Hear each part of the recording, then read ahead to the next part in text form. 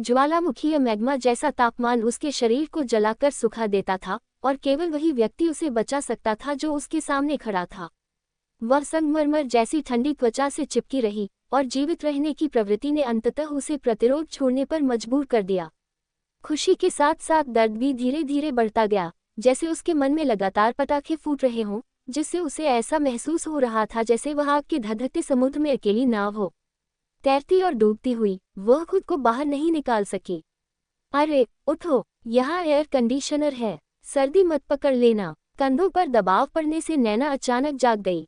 उसने नस की चिंतित आंखों को उलझन भरी नजरों से देखा।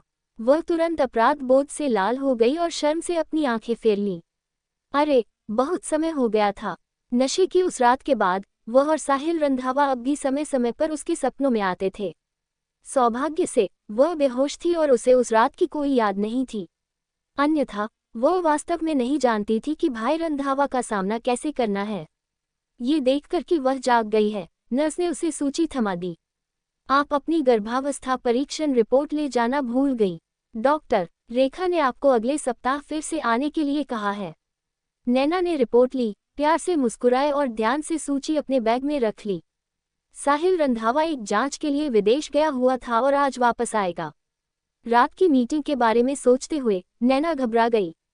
चूंकि साहिल रंधावा जिस स्थान पर रहता था वह बहुत अलग थलग था, इसलिए जब बच्चा 7 महीने से अधिक का हो गया तब वह अंततः उससे संपर्क में आई।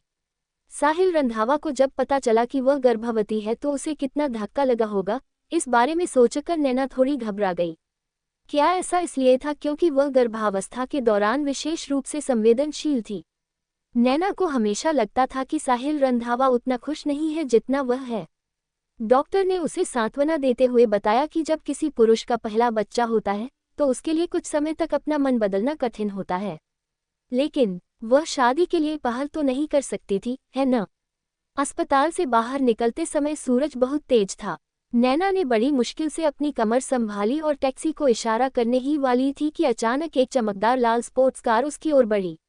नैना का दिल तेजी से धड़क उठा और वह कुछ कदम पीछे हट गई। एक्सीलेटर की तेज आवाज के साथ लाल स्पोर्ट्स कार उसके कपड़ों को छूती हुई अचानक रुक गई। नैना इतनी डर गई कि उसका दिल धड़कना बंद हो गया। वह चुपचाप खड़ी रही और उसने नीरा को देखा, जिसने एक टाइट लाल ड्रेस पहनी हुई थी और उसके बड़े घुंघराले बाल थे। वह कार से बाहर निकल रही थी। नीरा, क्या तुम पागल हो? नीरा ने उसकी ओर देखा और अर्थपूर्ण ढंग से मुस्कुराई। उसने अपनी बाहें क्रॉस की और बिल्ली की तरह चली। वह नैना के सामने खड़ी हो गई और बड़े पेट वाली नैना को गर्व से देखा। क्या तुम्हें डर है कि मैं तुम्हारे पेट में पल रहे कमीने को मार दूंगा? ने अनजाने में अपने पेट के निचले हिस्से को ढक लिया और एक कदम पीछे हट गई। उसने उसे सावधानी से देखा और कहा, नीरा, ज्यादा दूर मत जाओ। हालांकि वह जानती थी कि नीरा हमेशा उसके साथ मतभेद रखती थी, लेकिन नैना ने उससे ऐसे बुरे शब्द कहने की उम्मीद नहीं की थी। मैं बहुत ज्यादा हूँ, तुम ही हो जो हद पार कर रहे हो। तुमने शराब पीकर एक जंगली आदमी के साथ संबंध बनाए, गर्भवती हो गई और अब तुम चाहती हो कि साहिल रंधावा पिता बने। तस्क तस्क, नैना, तुम बेशर्म हो। कोट, नैना ने रुककर कहा, तुम क्या बकवास कर रहे हो? ओह, मुझे मत बताओ कि तुम सच में मानते हो कि जिस व्यक्ति के साथ तुम उस रात सोई थी वह साहिल रंधावा था। नीरा जोर से हंस पड़ी। तुमने कहा था कि तुम और साहिल रंधावा एक साथ बड़े हुए थे और बचपन से एक दूसरे के प्रेमी थे। तुम ये भी नहीं जानती कि उसका शरीर कैसा दिखता है। नैना जितना ज्यादा सुनती, उसका चेहरा उतना ही पीला होता जाता। चिलचिलाती धूप में खड़े होने की वजह से उसे पूरे शरीर में ठंड लग रही थी। ये सही है, उस रात वह आदमी। उसने केवल यही सोचा था कि साहिल रंधावा वयस्क होने के बाद उसकी कल्पना से कहीं अधिक मजबूत हो सकता है। अब जब नीरा ने उसे दुर्भावनापूर्ण रूप से याद दिलाया तो उसे अचानक याद आया कि उसकी काया के अलावा उस रात का आदमी कई पहलुओं में साहिल रंधावा से अलग लग रहा था। जरूर, मैंने नामों को बदलकर साहिल रंधावा और नैना कर दिया है। मैं तुम्हें सच बताता हूँ, उस रात तुमने मेरी नशीली शराब पी थी। इस बारे में बात मत करो कि तुम कितने असंतुष्ट थे। मैं तुम्हारे लिए 2 मजबूत आदमी खोजने के लिए काफी दयालु था। कौन जानता था कि तुम इतनी कृतघ्न हो जाओगी और एक जंगली आदमी के कमरे में घुस जाओगी। तुम भी, नीरा ने घृणित स्वर में कहा, भाई रंधावा बहुत दयालु है। उसे डर था कि जब तुम जागोगे तो तुम इसे स्वीकार नहीं कर पाओगे, इसलिए उसने कहा कि यह उस रात था। उद्धरण चिन्ह। नैना गुस्से से कांप उठी। ये सुनकर वह नीरा की कलाई पर चुटकी लेने से खुद को रोक नहीं पाए। तुमने मेरे साथ ऐसा क्यों किया? क्यों? क्या तुमने मेरा काफी नुकसान नहीं किया है? नीरा ने भौहें सिकुड़ी और नैना को दूर धकेलने ही वाली थी, लेकिन जब उसने नैना के पीछे साहिल रंधावा को देखा तो उसकी आवाज तुरंत नर्म हो गई और वह दयनीय लग रही थी। बहन, मुझे पता है कि मैं गलत थी। अगर तुम मुझे पीटना या डांटना चाहती हो तो बस मुझे ही मारो। भाई रंधावा को दोष मत दो। नैना दंग रह गई। अगले ही पल उसने देखा कि नीरा अचानक जमीन पर गिर गई। वह मुद्रा, ऐसा लग रहा था कि उसने उसे धक्का दिया था। नैना, तुम क्या कर रही हो? उसने अपने कान के पीछे एक डांटने वाली आवाज सुनी। नैना ने आश्चर्य से पलटकर देखा तो साहिल रंधावा का चेहरा ठंडा था। साहिल रंधावा वहां से गुजरा और उसने नीरा को उठने में मदद की। नीरा, क्या तुम ठीक हो? नीरा ने साहिल रंधावा को लगभग पकड़ लिया। भाई रंधावा, मेरा ऐसा करने का कोई इरादा नहीं था। मुझे सच में पता है कि मैं गलत थी। अब ये सब मेरी गलती है बहन। ठीक है, मैं यहाँ हूँ। साहिल रंधावा ने नीरा के कंधे को थपथपाया और उसे कार में बैठने के लिए कहा। मैं नैना को समझा दूंगा। नैना का दिमाग खाली हो गया। उसने देखा कि साहिल रंधावा उसकी तरफ आ रहा है और उसका मुंह खुल रहा है और बंद हो रहा है। वह बहुत देर तक बात करता रहा। उन्होंने अपने बचपन, नीरा के साथ अपने प्यार के संघर्ष, अपने गुस्से के बारे में बात की जब उन्हें पता चला कि नीरा ने उन्हें फंसाया था, उनके सदमे और अपराध बोध के बारे में जब उन्हें पता चला कि नैना गर्भवती थी, और नीरा की माफी को स्वीकार करना। अंत में उसने कहा, नैना, मुझे माफ कर दो। मैं तुमसे शादी नहीं कर सकता। ऐसा उस रात जो हुआ और इस बच्चे के कारण नहीं है। ऐसा इसलिए है क्योंकि मैं नीरा को अब और निराश नहीं कर सकता और मैं अब अपनी भावनाओं को धोखा नहीं देना चाहता। पिछले कुछ महीनों में वह नीरा के साथ विदेश गया था। उसके साथ इतना समय बिताने के बाद वह उससे अलग होना बर्दाश्त नहीं कर सका। भले ही उसने स्वीकार किया कि उसने खुद को छुड़ाने के लिए उस रात नैना के साथ सेक्स किया था, लेकिन उसने अपने दिल में पहले से ही नीरा को चुन लिया था। इसलिए जब उसे पता चला कि नैना गर्भवती है तो वह तुरंत नैना परिवार के पास गया और अपने माता पिता को सब कुछ समझाया और नैना को सच्चाई बता दी। दूसरे शब्दों में, साहिल रंधावा, तुम्हें शुरू से पता था कि नीरा ही वह थी जिसने मुझे नशीला पदार्थ दिया था। क्या तुमने मुझे बताया था कि उस रात उसकी रक्षा करने के लिए तुम ही थी? नैना, जिसने आखिरकार अपनी आवाज पा ली थी, शांत साहिल रंधावा को चकित होकर देखने लगी। नैना, नीरा ने ये जानबूझकर नहीं किया। वह जवान और आवेगी है। मेरा क्या? नैना ने साहिल रंधावा की ओर देखा। उसका चेहरा निराशा से भरा हुआ था। क्या तुमने कभी मेरे बारे में सोचा है? साहिल रंधावा ने कुछ नहीं कहा।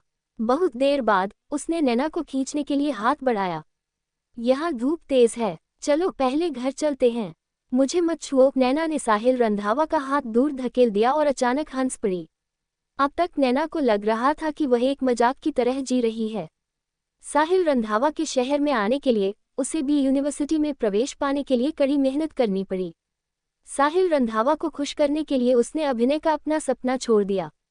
उसके लिए एक जोड़ी बनने के लिए उसने अपने दत्तक माता पिता को छोड़ दिया और नैना परिवार में वापस आ गई।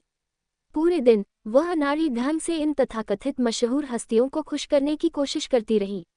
अंत में उसे केवल एक ही वाक्य मिला, मैं नीरा को निराश नहीं कर सकता। नीरा ने न केवल अपनी पहचान छीन ली, बल्कि अपने जैविक माता पिता को भी छीन लिया। अब उसने अपने प्रेमी को भी छीन लिया। नीरा युवा थी, क्या उसकी गलतियों को माफ किया जा सकता था? तो फिर उसकी जान की कीमत कौन चुकाएगा? वह तो ये भी नहीं जानती थी कि उस रात वह आदमी कौन था। नैना ने अपना चेहरा ढक लिया। उसका शरीर छलनी की तरह कांप रहा था। वह निराशा की सीमा पर पहुंच चुकी थी। साहिल रंधावा ने नैना को मदहोशी की हालत में सड़क पर जाते देखा और अपनी उंगलियों के बीच से सिगरेट फेंक दी। जब वह उसके पास पहुंचने वाला था तो नीरा ने अपनी आस्तीन खींची और कहा, भाई रंधावा, तुम कहाँ जा रहे हो? जब साहिल रंधावा हिचकिचा रहा था तभी उसने एक तेज आवाज सुनी। नैना, जो जेब्रा क्रॉसिंग पर चल रही थी, उछलकर जमीन पर गिर पड़ी। मदद करो, मदद करो, मैं एक गर्भवती महिला से टकरा गया। चकाचौंध भरी रोशनी में नैना ने हिलती हुई आकृतियां और दो घिनौने चेहरे देखे। उसके पेट में जकड़न और दर्द ने उसे धीरे धीरे बेहोश कर दिया। उसने सिर्फ एक बार पलक झपकाए और उसके माथे पर लगा खून उसकी आंखों में बह गया। दुनिया अंधेरे में डूब गई। 5 साल बाद ईटन बार की सबसे ऊपरी मंजिल के सुनसान गलियारे में नैना पूरी रात निवेशक के साथ शराब पीती रही और उसे भयंकर सिरदर्द हो रहा था। वह शांत होने के लिए एक शांत जगह खोजने जा रही थी, लेकिन चांदनी उसका पीछा कर रही थी, इसलिए उसे खुद को संभालना पड़ा। क्या हुआ बहन चांदनी? नैना, मैं तुमसे पूछना चाहती हूँ, क्या तुमने द वर्ल्ड में अग्रणी अभिनेत्री के ऑडिशन के लिए साइन अप किया था? हाँ। क्यों? तुम्हें कल जाने की अनुमति नहीं है। उनके एजेंट चांदनी ने उन्हें उस भूमिका के लिए ऑडिशन देने से रोक दिया, जिसकी सभी प्रमुख मनोरंजन कंपनियां अत्यधिक मांग कर रही थीं। नैना को कोई आश्चर्य नहीं हुआ। उसने बस अपनी भौहें उठाईं और पूछा, क्यों?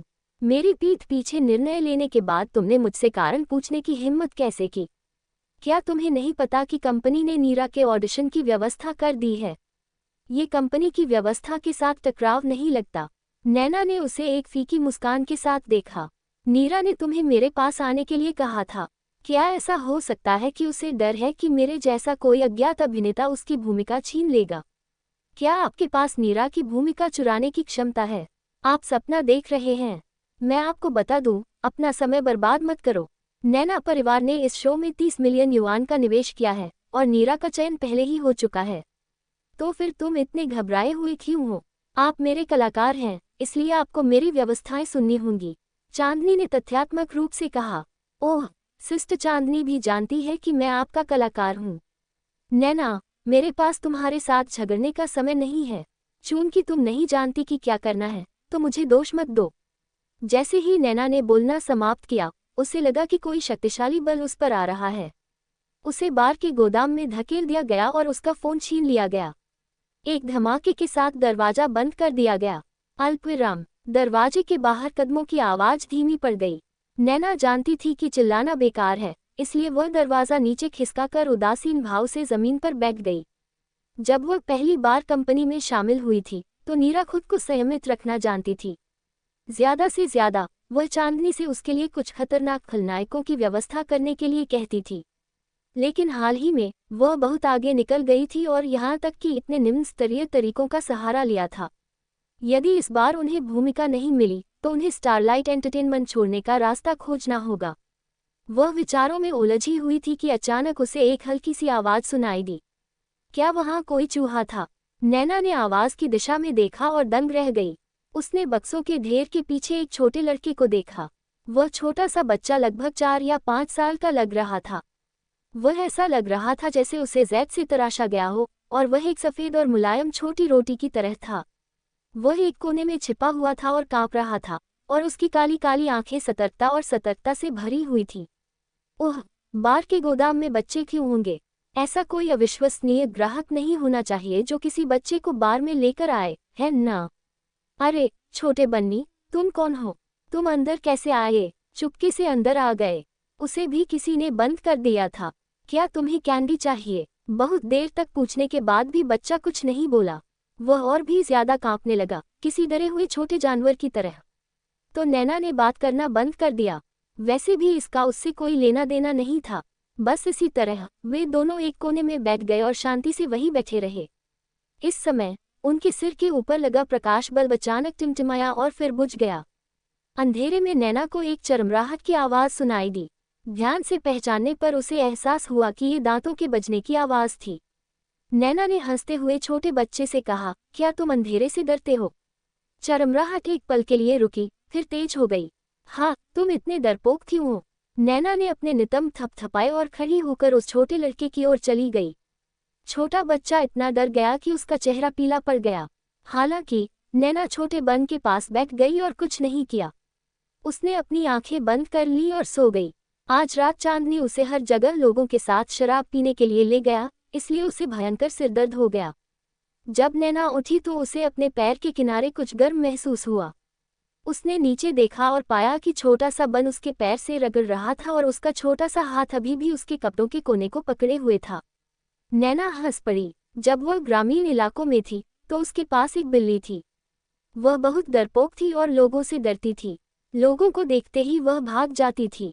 हालांकि जब तक आप उस पर ध्यान नहीं देंगे और उसे आराम करने देंगे तथा यह महसूस करेंगे कि आप उसके लिए खतरा नहीं है, तब तक वह चुपके से आपके पास आएगा और यहाँ तक कि सोने के लिए आपके घुटनों पर चढ़ जाएगा। छोटे बन ने उसकी नज़र देखी और शर्मा गया, लेकिन इस बार उसकी आंखों में कोई घबराहट नहीं थी। इसके बजाय उसकी बड़ी आंखें जिज्ञासा से भरी थीं। वह सचमुच एक छोटे बिल्ली के बच्चे की तरह लग रहा था, यहाँ तक कि उसकी आंखें भी ऐसी ही लग रही थीं। नैना मुस्कुराए और उसके हाथ खुजली करने लगे। आखिरकार वह अपने हाथ बढ़ाकर उस प्यारे से सिर को सहलाने से खुद को नहीं रोक पाई। जैसे ही उसने उसे छुआ, उसके चेहरे के भाव तुरंत बदल गए। उसका माथा इतना गर्म क्यों था? आपको बुखार है? चांदनी उसे कम से कम कल ऑडिशन के अंत तक या उससे भी अधिक समय तक बंद रखेगा। यदि बच्चे को लगातार बुखार रहता है तो उसकी जान खतरे में पड़ सकती है।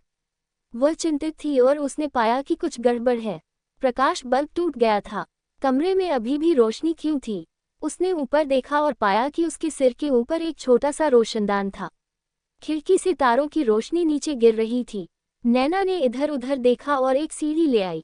छोटे बच्चे, इधर आओ, मैं तुम्हारी मदद करूंगा। पहली बार छोटे लड़के ने उसकी बातों पर प्रतिक्रिया दी। उसने अपना सिर हिलाया और दृढ़ निश्चयी दिख रहा था। नैना समझ गई कि उसका क्या मतलब है और उसने उसके चेहरे पर मुस्कान ला दी। तुम बहुत वफादार हो, तुम मेरे साथ सुख दुख बांटना चाहते हो। ऊपर जाओ, खिड़की इतनी छोटी है कि मैं बाहर नहीं निकल सकता। तुम पहले बाहर जाओ और फिर मुझे बचाने के लिए किसी को ढूंढो। ये देखकर कि छोटा लड़का अभी भी हिचकिचा रहा था, नैना ने उसे उठाया और सीढ़ी पर बिठा दिया। चलो, अगर तुम मर्द हो तो समय बर्बाद मत करो, मैं नीचे से तुम्हारी रक्षा करूंगी। आखिरकार उसने बच्चे को बाहर भेज दिया। नैना को चक्कर आने लगा और उसके पैर लड़खड़ा गए। वह सीढ़ी से नीचे गिर गई। खिड़की के बगल में जब लिटिल बन ने ये दृश्य देखा तो उसके पहले बेजान छोटे चेहरे पर बहुत डर दिखाई दिया। नैना ने खुद को मजबूरन एक शब्द कहा, जाओ। तारों की रोशनी में महिला का पीला और थका हुआ चेहरा उसकी अद्भुत सुंदरता को छिपा नहीं सका। विशेषकर वे आंखें, वे स्पष्ट और सुंदर थीं और ऐसा लग रहा था जैसे उनमें सागर भरा हुआ है जिसमें सितारों का प्रतिबिंब दिखाई दे रहा है। वह अब वह देहाती और बदसूरत लड़की नहीं रही जो पहले हुआ करती थी। लेकिन इसका क्या फायदा था? नैना ने कड़वी मुस्कान दी। उसने अपना बदला नहीं लिया था और वह यहीं मर जाएगी। हालांकि मरने से पहले उन्होंने एक छोटी सी रोटी बचा ली थी, इसलिए इसे एक अच्छा काम माना जा सकता है। यदि उसका बच्चा उस समय नहीं मरा होता तो शायद उसकी उम्र लगभग इसी वर्ष होती। 5 साल पहले कार दुर्घटना के बाद नैना परिवार ने महसूस किया कि वह एक कलंक है और उसे एक डिप्लोमा मिल में भेज दिया जो अमीर प्लेबॉय को स्वीकार करने में माहिर था और उसे अपने आप को संभालने के लिए छोड़ दिया। उसने स्कूल छोड़ दिया और पुनः यूएससी में आवेदन किया तथा पागलों की तरह सभी प्रकार का ज्ञान प्राप्त किया, क्योंकि वह नीरा को हराना चाहती थी और अपनी सारी संपत्ति वापस लेना चाहती थी। सबसे महत्वपूर्ण बात यह है कि अभिनय उनके जीवन का सबसे बड़ा सपना था। चीन लौटने के बाद अपने अच्छे लुक्स और दमदार अभिनय कौशल के कारण चांदनी की नज़र उन पर पड़ी और उन्होंने उद्योग की सबसे बड़ी प्रबंधन कंपनी स्टारलाइट एंटरटेनमेंट में सफलतापूर्वक प्रवेश किया। स्टारडम के लिए उसका रास्ता आसान माना जाता था, लेकिन नीरा ने भी स्टारशाइन में प्रवेश किया और उसे दबाने के लिए चांदनी को रिश्वत दी। बंद अध्याय। उसी समय ईटन बार के स्वागत कक्ष का माहौल असामान्य रूप से भारी था। बार मालिक, मैनेजर, सुरक्षा गार्ड और संबंधित कर्मचारी सभी डर से कांपते हुए एक पंक्ति में खड़े थे। वे सभी ऐसे लग रहे थे जैसे वे आसन्न आपदा का सामना कर रहे हों। राठौड़ ग्रुप का छोटा राजकुमार राघव राठौड़ का प्यारा बेटा उनके बार से लापता हो गया था। सोफे पर राघव राठौड़ का चेहरा हमेशा की तरह ठंडा और कठोर था, बिना किसी अतिरिक्त भाव के बर्फ की मूर्ति की तरह। हालांकि एक वरिष्ठ व्यक्ति के दबाव ने वहां मौजूद सभी लोगों को पैरों में कमजोरी और पसीने की बारिश की तरह महसूस कराया। वे जोर से सांस लेने की भी हिम्मत नहीं कर पा रहे थे। एक युवक उसके पैरों के पास घुटनों के बल बैठा रो रहा था और नाक से पानी टपका रहा था। भाई, मुझे माफ कर दो, ये सब मेरी गलती है। मुझे छोटे को बार में नहीं लाना चाहिए था। अगर छोटे को कुछ हो गया तो मैं अब और जीना नहीं चाहता। जैसे ही उसने बोलना समाप्त किया, उसे छाती पर लात मारी गई। हड्डियां टूटने की आवाज से सभी के सिर की त्वचा सुन्न हो गई और कमरे में मौजूद सभी लोग कांप उठे। विशाल राठौर ने अपनी छाती पकड़ ली और कुछ देर तक खांसता रहा। वह तुरंत उठ खड़ा हुआ और अपनी पीठ सीधी की। उसके माता पिता विदेश में छुट्टियां मना रहे थे और उन्हें नहीं पता था कि राजवीर राठौर गायब है। अगर उन्हें पता चल जाता तो उसकी जिंदा खाल खींच ली जाती और यह उसके भाई द्वारा लात मारने जितना आसान नहीं होता। विशाल का दिल निराशा में था जब किसी ने अचानक रिसेप्शन रूम के दरवाजे पर दस्तक दी। बार मालिक, जो दरवाजा के सबसे नजदीक था, ने दरवाजा खोला और वहां कोई न देखकर हैरान रह गया। उसने नीचे देखा और दंग रह गया। युवा मास्टर, छोटे मालिक, अरे बाप रे, रणवीर, दूसरे चाचा की लाडली, तुम कहाँ भाग गए थे? विशाल रेंग कर आया और उस छोटे लड़के को कसकर गले लगा लिया। वह इतना भावुक हो गया कि फूट फूट कर रोने लगा। कमरे में मौजूद हर व्यक्ति ऐसा लग रहा था मानो वे किसी आपदा से बचकर आए हों। राघव राठौर दरवाजे की तरफ बढ़ा, विशाल को पीछे से कॉलर से पकड़ा और उसे दूर फेंक दिया। फिर वह अपने बेटे के सामने बैठ गया। क्या हुआ? रणवीर आखिरकार अपने दूसरे चाचा के चंगुल से बाहर निकल आया। उसने राघव राठौर का हाथ पकड़ा और उत्सुकता से उसे बाहर खींचने की कोशिश की। जैसे ही राघव राठौर अपने बेटे के करीब गया, उसे उस पर शराब की गंध आ रही थी। इसके अलावा एक हल्की खुशबू भी थी। ये परफ्यूम की तीखी गंध नहीं थी, इसके बजाय ये ग्लेशियर पर खिले एक छोटे से फूल की तरह था, जो एक हल्की ठंडी खुशबू बिखेर रहा था। उसे एक अजीब तरह का अपनापन महसूस हुआ और एक पल के लिए उसका दिल भी धड़कने लगा। ये देखकर कि राघव राठौर हिली नहीं, लिटिल बाऊ की छोटी उंगली ने एक दिशा की ओर इशारा किया और वह कर्कश आवाज निकालने के बिंदु तक चिंतित था। राघव राठौर ने अपने बेटे को उठाया और उस दिशा में चल दिया जिस ओर उसका बेटा इशारा कर रहा था। ये देखकर विशाल और उसके पीछे खड़े बाकी लोगों ने एक दूसरे की ओर देखा और उनका भी यही हाल हो गया। 5 मिनट बाद समूह ऊपरी मंजिल पर गोदाम के सामने रुका।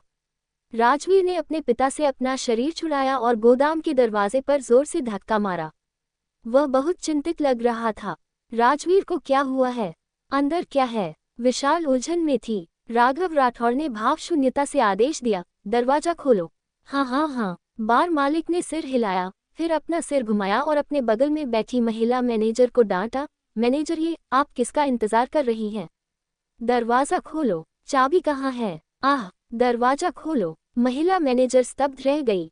अरे नहीं, नैना अभी भी वहां बंद थी।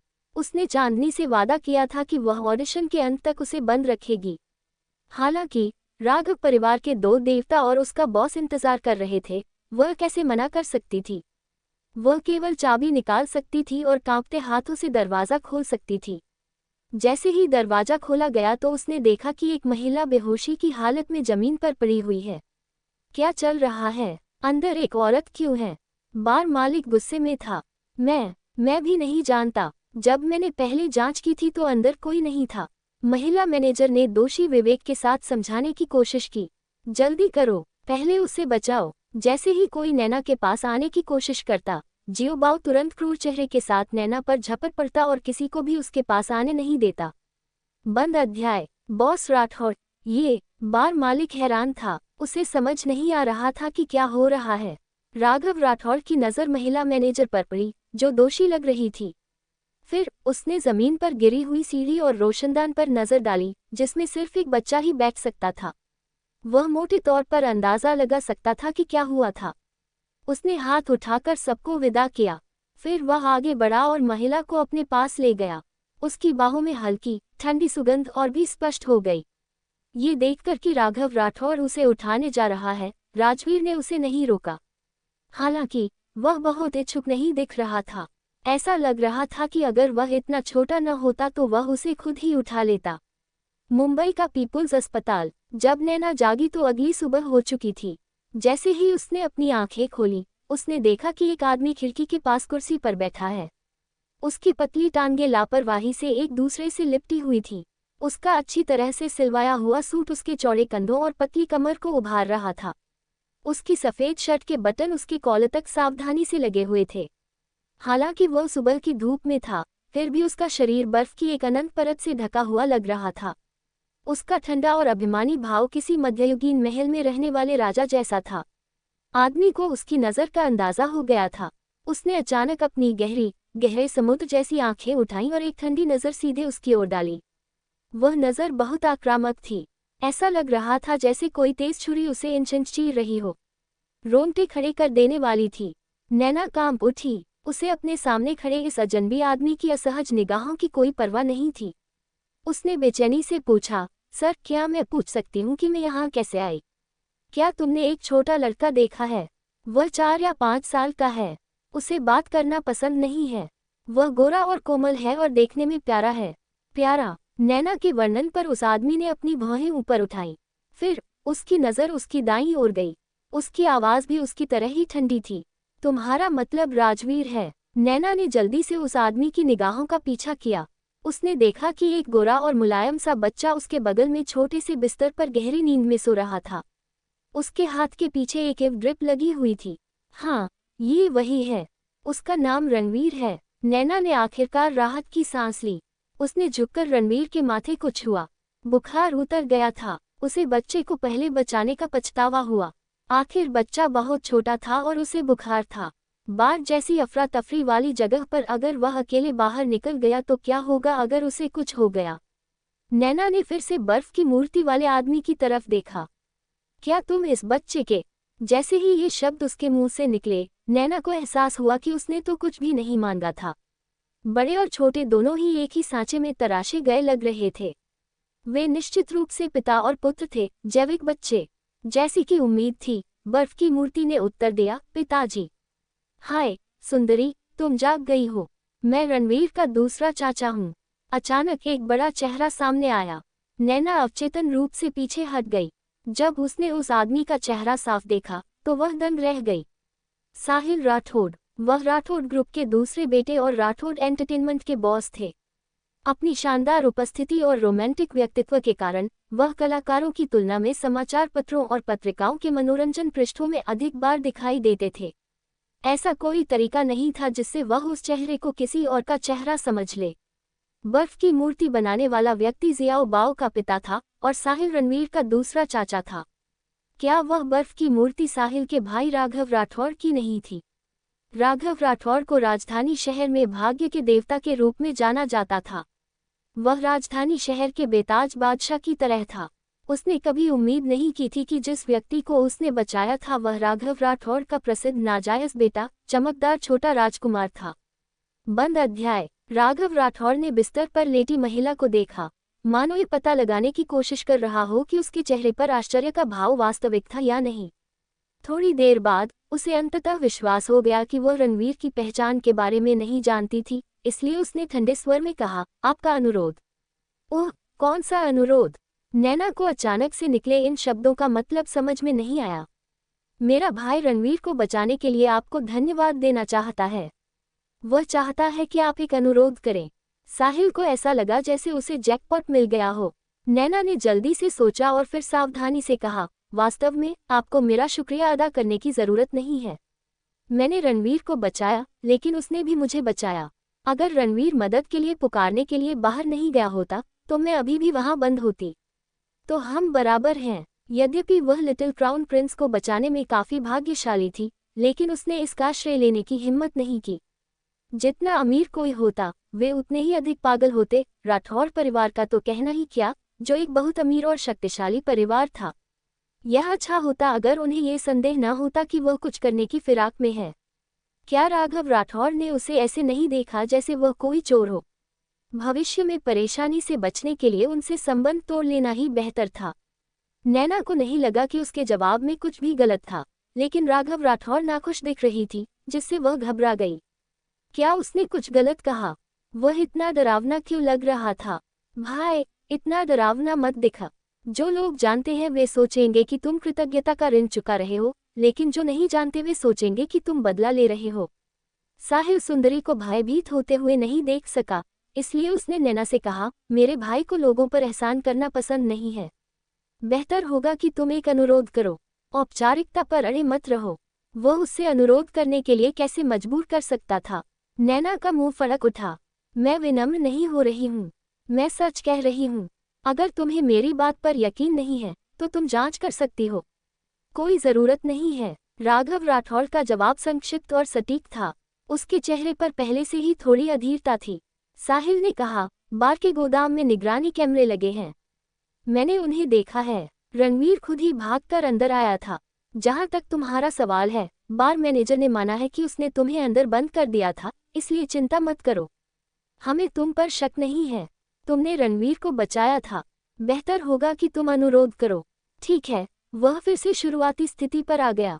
अंत में नैना के पास हिम्मत करके राघव राठौड़ की धमकी भरी निगाहों के सामने कहने के अलावा कोई विकल्प नहीं था। क्या होगा अगर तुम मुझे पैसे दोगे? क्या अमीर लोगों को इस तरह का सीधा भुगतान तरीका पसंद नहीं आता? राघव राठौड़ के व्यक्तित्व को देखते हुए वह संभवतः अपनी समस्याओं को हल करने के लिए धन का उपयोग करना चाहेंगे। अगर उसे पैसे नहीं चाहिए होते तो लोग सोचते कि उसके इरादे कुछ और हैं। अगर उसे पैसे नहीं चाहिए होते तो क्या ऐसा हो सकता है कि उसे कोई चाहिए होता? जब नैना को यकीन हो गया कि यह सबसे उपयुक्त अनुरोध था, राघव राठौड़ की अभिव्यक्ति और भी बदसूरत हो गई। नैना रोने ही वाली थी। उसे अपने शब्दों में इतनी कंजूसी क्यों करनी पड़ी? क्या वह जो कहना चाहता था वह नहीं कह सकता था?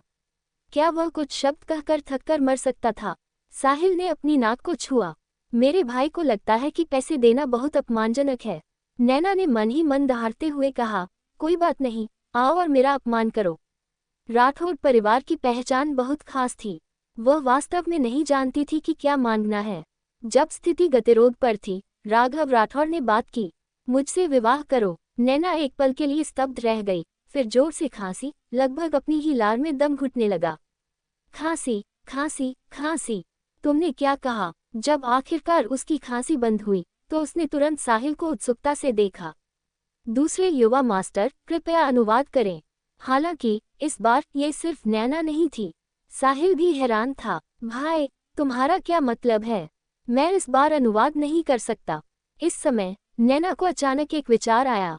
उसने कांपते हुए कहा, क्या इसलिए कि मैंने तुम्हारे बेटे को बचाया था, इसलिए तुमने मुझे अपना शरीर देकर उसका बदला चुकाने का फैसला किया है? राघव राठौड़ ने थोड़ा सिर हिलाया।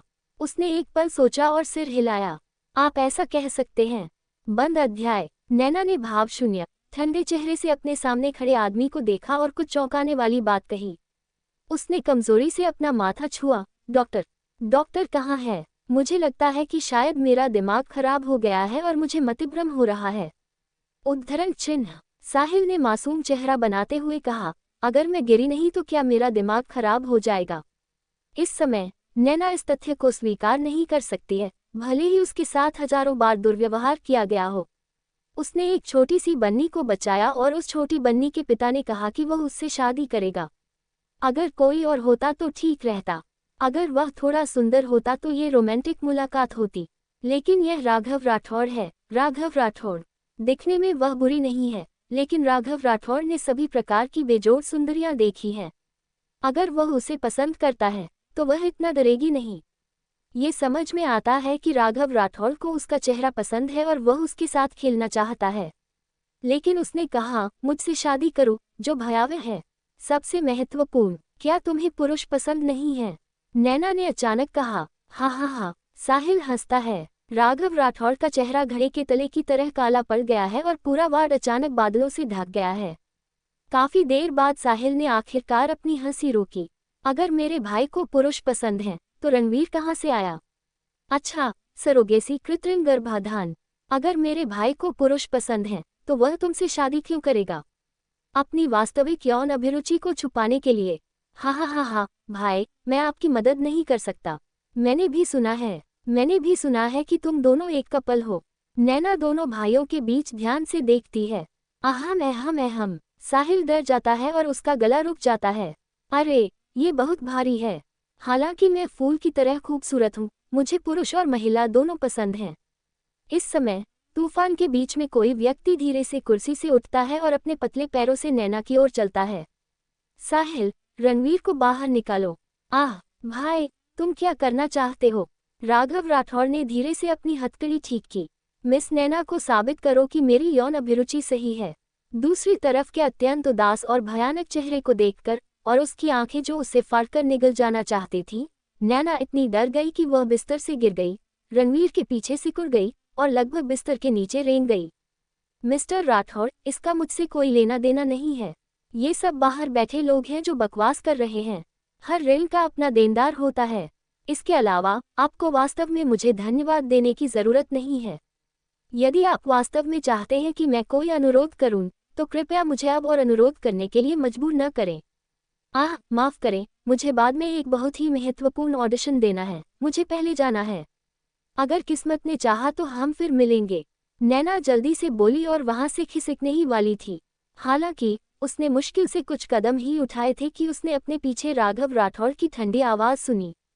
क्या मैंने तुम्हें जाने दिया? नैना इतनी डर गई थी कि उसकी पिंडलियां और पेट कांप रहे थे। मेरे जीवन खत्म हो गया है। कुछ सेकंड बाद नैना की हताश निगाहों के सामने राघव राठौड़ ने उसे एक कागज और एक पेन दिया। मिस नैना, कृपया रणवीर के लिए एक नोट छोड़ दें, ताकि जब वह जागेगा और आपको देखेगा तो उसे चिंता न हो। बस ऐसे ही। यह एक विपत्ति से बचने जैसा था। ठीक है, कोई समस्या नहीं। मैं 10,000 शब्दों का पत्र भी लिख सकती हूँ। नैना ने अचानक राहत की सांस ली, कलम उठाए और लिखना शुरू कर दिया। लिखने के बाद उसे डर लगा कि कहीं कुछ अनहोनी न हो जाए, इसलिए वह भाग गई। लड़की की पीठ की ओर देखते हुए आदमी की आंखें गहरी थीं, मानो किसी जंजीर से बंधे शिकार को देख रहे हों। नैना के जाने के बाद साहिल तुरंत अपने भाई के पास कूद पड़ा। भाई, क्या मैं सपना देख रहा हूँ? क्या तुम्हें सचमुच नैना पसंद है? 32 साल तुम लोहे की छड़ को घिसकर सुई बनाते रहे हो, लेकिन तुम्हें कभी कोई लड़की पसंद नहीं आई। तुम्हारा भाई होने के बावजूद मुझे आश्चर्य होने लगा है कि क्या तुम समलैंगिक हो। जैसे ही उसने ये शब्द कहा, उसके भाई ने उसे रोक दिया। चुप रहो। ओह, साहिल का दम घुट गया। वह गपशप से भरा हुआ था, लेकिन वह पूछ नहीं सकता था। ये वास्तव में दम घोंटने वाला था। भीड़-भाड़ का समय था और भयंकर ट्रैफिक जाम था। नैना जब पहुंची तो उसे देर हो चुकी थी। चांदनी और नीरा खुशी खुशी ऑडिशन भवन से बाहर आए। उनके चारों ओर लोगों का एक समूह था जो उन्हें बधाई दे रहा था। नीरा ने देखा कि नैना पसीने से लथपथ दौड़ती हुई आ रही है। जिस तरह से उसने उसे देखा, वह बिल्कुल वैसा ही था जैसा 5 साल पहले देखा था। ऐसा लग रहा था जैसे वह किसी चींटी को देख रही हो। नीरा को नानी वैन में बैठकर घमंड से भागते हुए देखकर नैना ने उसे नहीं छोड़ा। इसके बजाय वह तेजी से इमारत में भाग गई। अभी बहुत देर नहीं हुई थी। आधे रास्ते में उसकी मुलाकात कुछ लोगों के समूह से हुई जो बातें कर रहे थे और हंस रहे थे। वे अंडर द हेवंस के जज थे। माफ करना, मैं देर से आई हूँ। नैना ने झुककर प्रणाम किया। नैना को देखते हुए, जिसने अचानक उनका रास्ता रोक दिया था, जजों ने एक दूसरे को निराशा से देखा। सभी थोड़े नाखुश लग रहे थे। किसी को भी देर से आना पसंद नहीं था। सहायक निर्देशक ने सीधे चेहरे से कहा, ऑडिशन खत्म हो गया है। अब यहाँ आने का क्या मतलब है? आजकल युवा लोग अधिक से अधिक अविश्वसनीय होते जा रहे हैं। मैं यहाँ ऑडिशन के लिए नहीं आई हूँ। नैना ने कहा, ओह, आप यहाँ ऑडिशन के लिए नहीं आए हैं? तो फिर आप ऑडिशन के लिए यहाँ क्यों आए हैं? पटकथा लेखक ने दिलचस्पी से पूछा। मैं यहाँ दूसरी महिला मुख्य भूमिका अनु शर्मा के लिए हूँ। जहाँ तक मुझे पता है, आपको दूसरी महिला लीड के लिए पिछले ऑडिशन में कोई उपयुक्त उम्मीदवार नहीं मिला था। नैना ने बोलना समाप्त करते ही अपना सिर उठाया। नैना ने जैसे ही अपना सिर उठाया, कम से कम 5 सेकंड तक सन्नाटा छा गया। सहायक निर्देशक, जो अभी तक उसके साथ दोस्ताना व्यवहार नहीं कर रहा था, उसे घूर रहा था। लड़की के होंठ लाल और दांत सफेद थे। उसके काले बाल कमर तक पहुंच रहे थे और उसने चटक लाल रंग की पोशाक पहन रखी थी। इतना गहरा रंग भी उसकी खूबसूरती को दबा नहीं पाया। वह चुपचाप खड़ी थी, लेकिन ऐसा लग रहा था जैसे वह धुंध भरे जंगल में खड़ी हो, एक लोमड़ी की तरह जिसने 1000 साल तक खेती की हो। उस मोहक आंखों की जोड़ी लोगों को असीम वसंत के नज़ारे में गिरा देती थी अगर वे सावधान न हों। हालांकि उसकी साधना गहरी थी। ऐसा लग रहा था जैसे उसने कभी नश्वर दुनिया में पैर ही नहीं रखा हो। उसकी आंखों का तल शुद्ध और स्पष्ट था। तुम्हारा नाम क्या है? जब तक निर्देशक दिनेश ने बात नहीं की, तब तक जजों की नींद नहीं खुली। ऐसा लगा जैसे उन्होंने कोई मनमोहक सपना देखा हो। नैना। निर्देशक गुओ ने सहायक निर्देशक, पटकथा लेखक और निर्माता से नजरें मिलाई और कहा, मुझे आप याद है। आप द हेवेंस के कलाकार हैं, है न? वापस जाओ और तैयारी करो। तुम दूसरी मुख्य महिला होगे। जब शूटिंग शुरू होगी तो हम आपको सूचित करेंगे। धन्यवाद डायरेक्टर, मैं अच्छी तैयारी करूंगी। नैना ने अपना आभार व्यक्त करने के लिए झुककर कहा। शुरू से ही नैना का लक्ष्य दूसरी महिला प्रधान बनना था। इस भूमिका के लिए उसने पूरे 3 महीने तक विचार किया था, मेंग चांगगे की भावनाओं और स्वभाव को समझने की कोशिश की थी और जजों को एक नज़र में प्रभावित करने का प्रयास किया था। यद्यपि इसमें कई उतार चढ़ाव आए, सौभाग्यवश वह सफल रही। नैना के जाने के बाद डायरेक्टर गुओ ने बार बार आह भरी। ये वास्तव में व्यर्थ खोज में लोहे के जूते पहनने जैसा है, केवल संयोग से इसे खोजने के लिए। हालांकि इस लड़की ने स्टार हुई के साथ अनुबंध किया है, लेकिन उसकी योग्यताएं बहुत घटिया हैं। ऐसी योग्यताओं के साथ वह वास्तव में महिला प्रधान भूमिका के लिए ऑडिशन देने आई थी। मैंने इसे बिल्कुल भी दिल पर नहीं लिया, लेकिन अंत में मुझे उम्मीद नहीं थी कि वह तस्वीरों की तुलना में इतनी सुंदर होगी। उद्धरण चिन्ह। पटकथा लेखक सुरेश अपनी उत्तेजना को दबा नहीं पाई।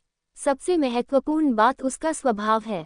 अभी अभी उसकी आंखों में जो भाव था वह बिल्कुल सही था।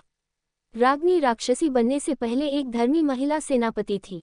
वह चुलबुली हो सकती थी, लेकिन वह कभी अश्लील नहीं हो सकती थी। उसे दुनिया से मासूमियत और अलगाव की भावना भी बनाए रखनी थी। ऑडिशन के लिए जो अभिनेत्रियां आईं, उन्होंने ऐसे व्यवहार किया जैसे मैं किसी वेश्यालय की वेश्या हूं। मैं बहुत गुस्से में हूं। कोट। हा, नाराज मत हो, तुम्हारा गाना आ गया है। कौमा। उसी समय बी सिटी के फर्स्ट पीपुल्स अस्पताल में जिस वार्ड में रणवीर था, वह पूरी तरह से अव्यवस्थित था। वह छोटा सा बच्चा खिड़की पर नंगे पांव लेटा हुआ था। वह बहुत भावुक था और पूरी ताकत से चिल्ला रहा था।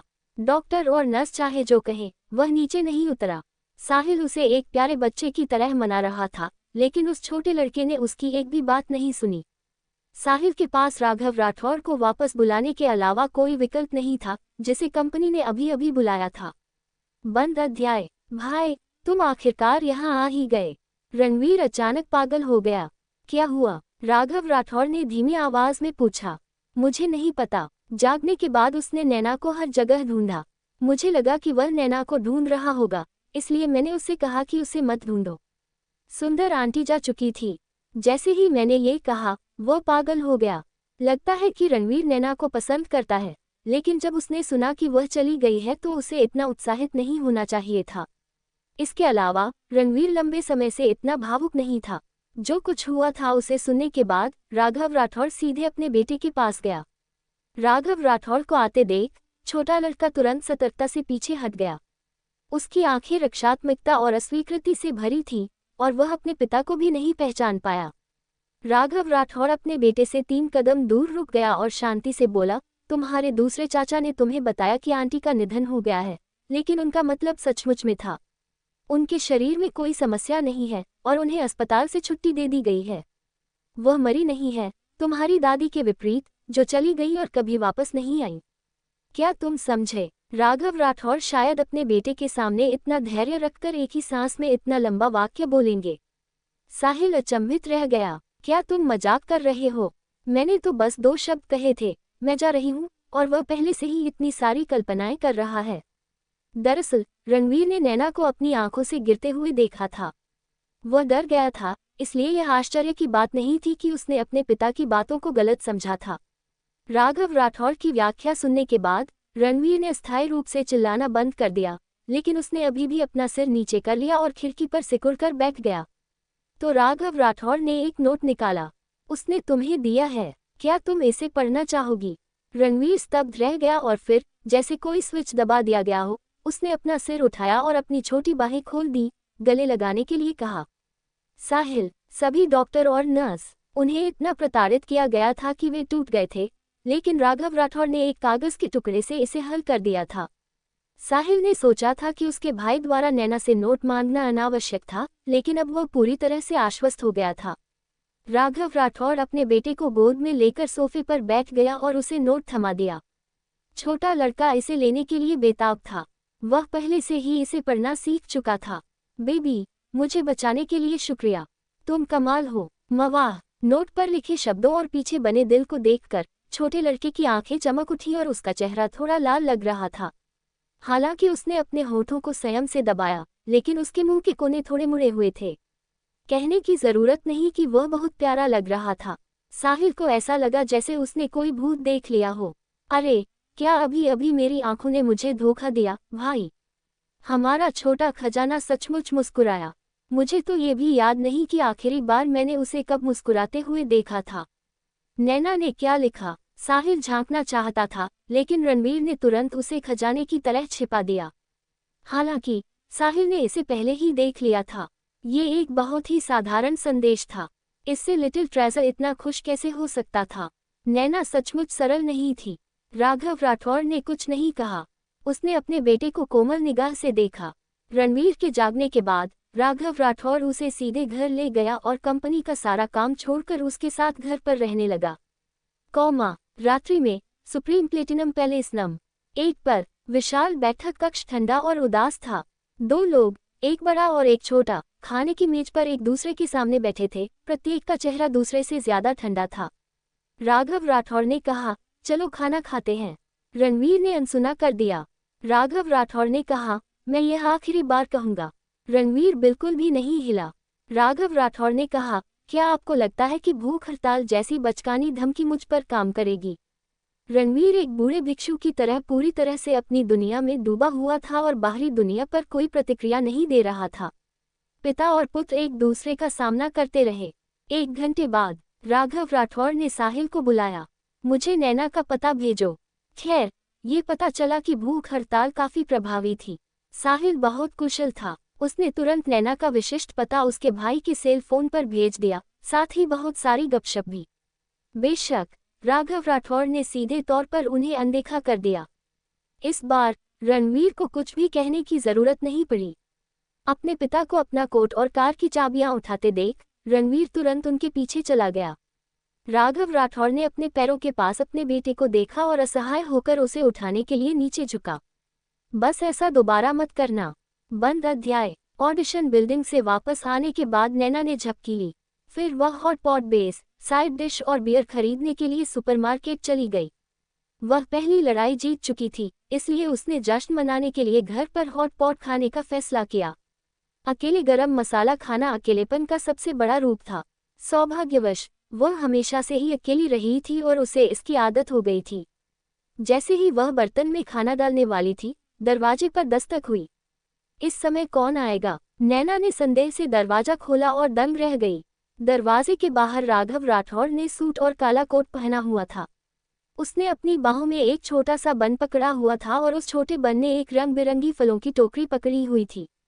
क्या ये कैसा अजीब संयोजन था?